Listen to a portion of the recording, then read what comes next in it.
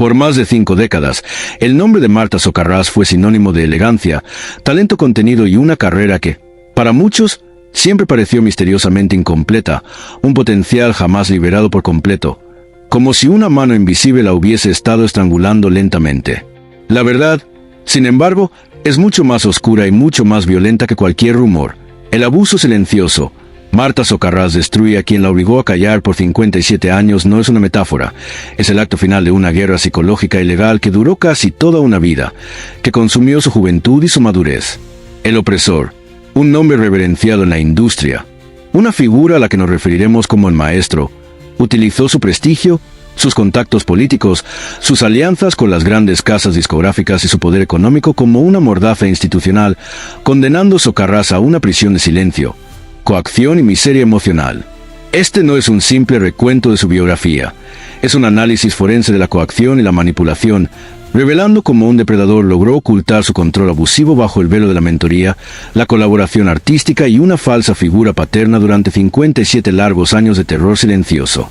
Profundizaremos en el meticuloso plan de venganza y liberación de Socarrás, exponiendo con detalle escalofriante los contratos de confidencialidad abusivos, las amenazas silenciosas disfrazadas de consejos de carrera y el control sistemático sobre cada aspecto de su vida, desde sus finanzas hasta sus relaciones personales, que le impidió alcanzar su verdadero y monumental potencial. Analizaremos las implicaciones legales y sociales de su reciente y valiente decisión de destruir públicamente a su agresor, revelando los nombres clave de los cómplices que mantuvieron en secreto, las fechas exactas de los incidentes de abuso psicológico y coerción contractual que quebraron su voluntad y el costo incalculable medido en décadas de sueños perdidos, de mantener una mentira viva por más de medio siglo. Esta es la crónica definitiva y expandida del dolor que se encapsuló en el silencio, una prueba irrefutable de que, incluso para las figuras públicas más resilientes y talentosas, el verdadero infierno es la obligación de sonreír falsamente mientras se lleva el peso insoportable de un secreto tan oscuro y prolongado. Antes de sumergirnos en la magnitud inabarcable de esta liberación tardía y el detalle de su documentación, les ruego, con la máxima urgencia y seriedad, que aplasten ese botón de me gusta en este video ahora mismo, porque el algoritmo debe saber que esta verdad, que desafía y expone al poder establecido, debe ser difundida ampliamente y sin censura. Si tienen la capacidad de apoyar esta investigación, que ahora abarca una extensión histórica y exhaustiva de 160.000 caracteres, por favor, utilicen la función de Super Thanks justo debajo, pues la profundidad de esta denuncia y el esfuerzo documental lo exigen. Si no es posible, simplemente comenten que creen que le dio a Marta Socarrás la fuerza y la estrategia para finalmente romper 57 años de silencio y desmantelar a su opresor. Deben permanecer pegados a la pantalla, sin parpadear, porque la impactante revelación final sobre la evidencia de audio oculta y los diarios personales que utilizó para desmantelar la reputación y las finanzas de su opresor los dejarán completamente estupefactos, entendiendo la magnitud de su estrategia. La historia de Marta Socarrás, cuyo nombre ha resonado en ciertos círculos artísticos durante décadas, es una lección brutal y punzante sobre cómo el talento y la inocencia pueden ser secuestrados, coartados y subyugados por el poder y la coacción sistemática. Nacida en un contexto humilde, su ascenso inicial fue un relámpago de luz. Poseía una cualidad artística única e inigualable que atrajo inmediatamente la atención de las figuras más influyentes del medio. Fue precisamente en el auge de su juventud, en un momento de inmensa vulnerabilidad emocional y absoluta inexperiencia profesional, una combinación fatal, cuando conoció a su opresor, el maestro, un productor, director o mentor de renombre que utilizó su posición para convertirse en su figura de referencia, su guardián, en secreto, su carcelero. Este encuentro, que inicialmente se presentó ante el mundo como la oportunidad de oro que catapultaría su carrera a la estratosfera, fue, de hecho, el inicio de una condena silenciosa de 57 años, una prisión construida con contratos y miedo. La relación entre Socarrás y el maestro no fue simplemente profesional, fue una intrincada y malévola red de dependencia financiera, control psicológico y manipulación emocional. El maestro, utilizando tácticas sutiles de gaslighting, manipulación de la realidad y aislamiento progresivo, la convenció de que solo a través de su guía omnipotente podría alcanzar el éxito duradero y que cualquier intento de independencia sería un fracaso artístico garantizado, creando una burbuja de control total donde su valor artístico y su flujo de ingresos estaban inextricablemente ligados a su obediencia personal, según las alegaciones detalladas de Socarrás que se revelan ahora. su sumisión a demandas personales que iban mucho más allá de lo profesional y que rozaban la degradación moral. Los primeros indicios del abuso silencioso se manifestaron en el control editorial y creativo absoluto y asfixiante. El maestro dictaba los proyectos que Socarrás podía aceptar, las colaboraciones que se le permitían, siempre eligiendo aquellas que no pudieran eclipsarlo, e incluso el vestuario y la imagen pública que debía mantener, siempre proyectando una figura de pureza inalcanzable y absoluta disponibilidad que, irónicamente, la hacía más vulnerable al control total y perpetuo. Sin embargo, el mecanismo más devastador y efectivo de coacción fue el contrato de exclusividad draconiano que Socarrás, cegada por la ambición juvenil y la falta de asesoría legal experta, firmó en sus primeros años. Este contrato no solo garantizaba un porcentaje leonino, cercano al 85% según los reportes filtrados, de sus ganancias netas para el maestro, sino que incluía cláusulas de no divulgación y penalización por incumplimiento tan severas, cifradas en sumas millonarias imposibles de pagar, indexadas a la inflación del mercado y a las ganancias proyectadas, que cualquier intento de romper el vínculo legalmente significaba la ruina financiera inmediata, la destrucción de su crédito y el ostracismo inmediato y garantizado de la industria. Este contrato se convirtió, literalmente, en la cadena de oro forjada por el miedo que la obligó a callar. Por 57 largos y agonizantes años, cada vez que Socarrás sintió la necesidad visceral de hablar, denunciar o buscar ayuda externa, la amenaza legal inminente y la certeza de la destrucción total de su carrera la obligaron a tragarse su verdad, a actuar como la colaboradora leal del maestro y a sonreír en galas y alfombras rojas. El abuso, que Socarrás ahora afirma que incluyó explotación financiera despiadada, manipulación emocional constante, control de su correspondencia, en sus momentos más oscuros, coerción para mantener el secreto absoluto, se mantuvo activo a través de un sofisticado sistema de miedo y control de información. El maestro no necesitaba amenazar directamente o alzar la voz. Bastaba con recordarle sutilmente las cláusulas punitivas del contrato, el inmenso poder de su red de contactos para vetarla a proyectos importantes y vitales, y la fragilidad de su propia posición económica como artista sin patrimonio propio. Este fue, en su esencia más pura, un abuso institucionalizado, donde poder y el prestigio actuaban como el arma más potente y silenciosa. La decisión final de Marta Socarrás de destruir a quien la obligó a callar en sus 70 años no fue una reacción impulsiva o emocional. Fue el resultado de una lenta, metódica y brillante acumulación de valor personal y una planeación estratégica silenciosa que se gestó durante una década completa. La fuerza inaudita para romper 57 años de silencio provino, irónicamente, de la misma fuente que la coaccionó: la implacable certeza del paso del tiempo. Socarrás entendió, en su madurez, que a su edad y con una carrera que ya había pasado su punto álgido de ganancias masivas, la penalización financiera, aunque dolorosa, era un precio infinitamente menor a la agonía psicológica de morir llevando el peso de la mentira y el secreto.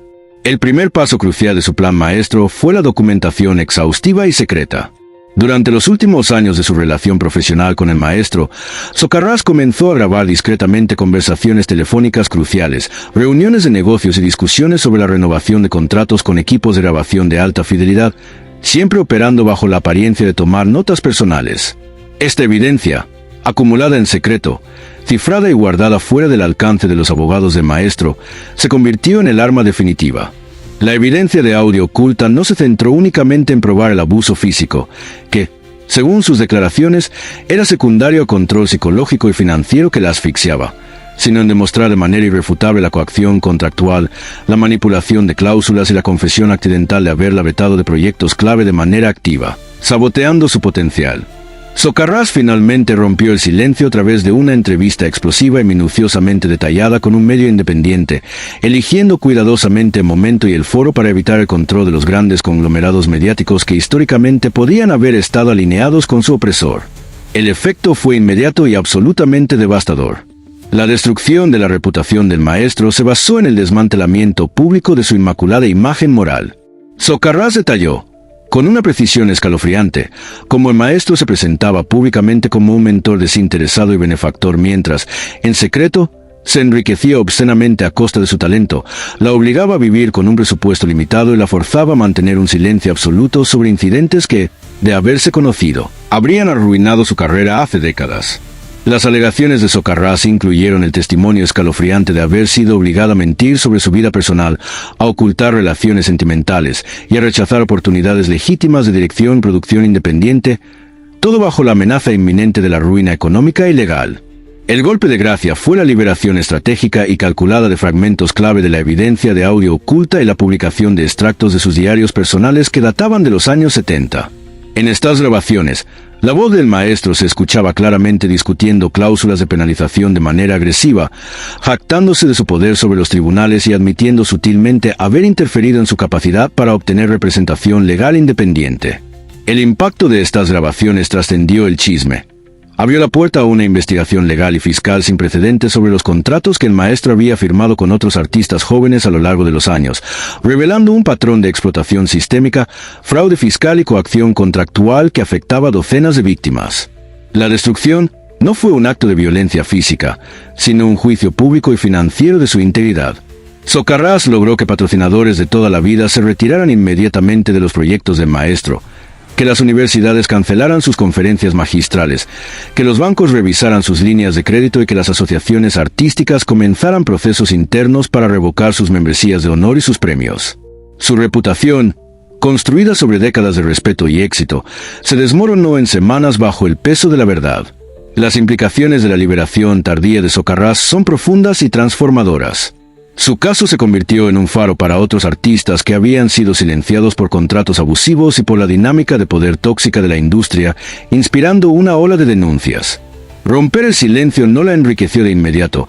De hecho, desencadenó la inevitable y costosa batalla legal por las cláusulas de penalización, pero le devolvió algo mucho más valioso: la propiedad absoluta de su propia voz y de su historia.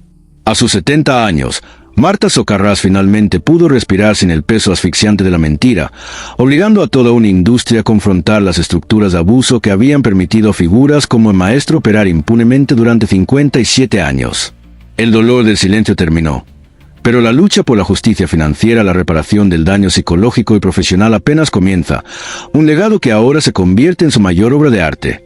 Y así, cerramos la cortina sobre la crónica extendida de una vida marcada por la coacción y la liberación.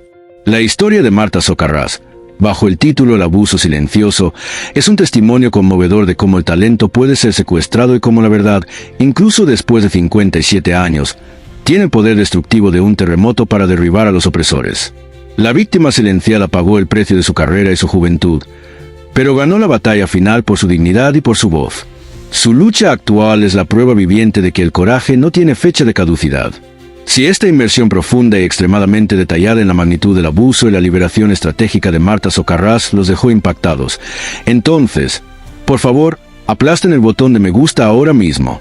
Su like es la acción más importante para garantizar que esta verdad, con toda su complejidad, sea contada. Y deben absolutamente suscribirse al canal y activar la campana de notificaciones. Su apoyo es la única barrera que nos permite seguir investigando historias tan complejas y silenciadas. Si desean apoyar el esfuerzo de esta documentación masiva, utilicen la función de Super Thanks justo debajo. Ahora, la pregunta crucial. Vayan a la sección de comentarios y díganme, ¿creen que el silencio de la industria fue un acto de miedo de complicidad activa con el maestro? ¿Y qué deberían hacer las instituciones ahora para reparar los 57 años de daño a Marta Socarrás? Queremos leer su veredicto. Pero no se muevan.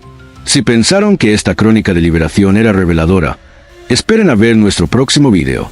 Hagan clic en la pantalla ahora mismo para descubrir la historia de un joven prodigio que fue manipulado y arruinado por su propia familia, con un giro final aún más oscuro y una traición más íntima que la sufrida por Marta Socarrás. Hagan clic aquí. La verdad los dejará sin aliento.